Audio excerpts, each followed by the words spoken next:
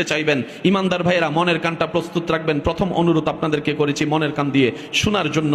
আপনি আমি যাদেরকে খুশি রাখতে গিয়ে সারাটা জীবন ব্যয় করে দিচ্ছি, দিন শেষে দেখা যায় সবাই জিরুর কোঠার মধ্যে বসে আছে। বাবা সন্তানকে খুশি রাখতে পারে না, মা সন্তানকে খুশি রাখতে পারে না, সন্তানরা মা বাবাকে রাজি রাখতে পারে না, স্বামীর কাছে স্ত্রী খুশি হয় না, স্ত্রীর কাছে স্বামী খুশি হয় না, ভাইয়ের কাছে ভাই খুশি হয় না, ভাইয়ের কাছে বন্ধু খুশি হয় না, বন্ধুর কাছে এইভাবে চলে যায়।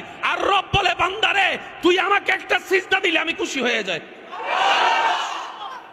আর একটু জোরে, যাদেরকে খুশি রাখতে চাই জীবন দিয়া দিই।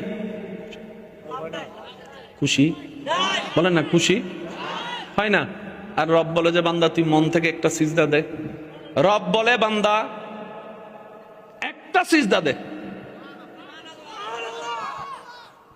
শর্ত হচ্ছে ওই সিজদায় তোর কপাল মাটিতে ঝুকার আগেই তোর দিলটা যেন আমি রবের প্রেমের দরবারে ঝুঁকে যায়।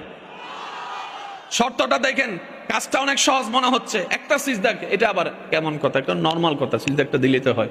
রব বলে যে না, সিজদার শর্ত একটাই, কপাল ঝুঁকবে পরে, নাক ঝুঁকবে পরে, হাত ঝুঁকবে পরে, হাঁটু ঝুঁকবে পরে, পা ঝুঁকবে পরে, শরীর ঝুঁকবে পরে, মন ঝুঁকাই দেয় আগে, মন ঝুঁকাই দেয় আগে। এবার সত্যি করে বলেন, আমি আমার সিজদা সম্পর্কে জানি, আপনি আপনার সিজদা সম্পর্কে জানেন। যার যার পক্ষে সত্যটা একটু উত্তর দিবেন।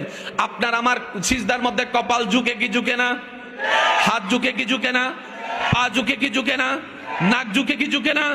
মন ঝুঁকে? মন ঝুঁকে? মন ঝুঁকে?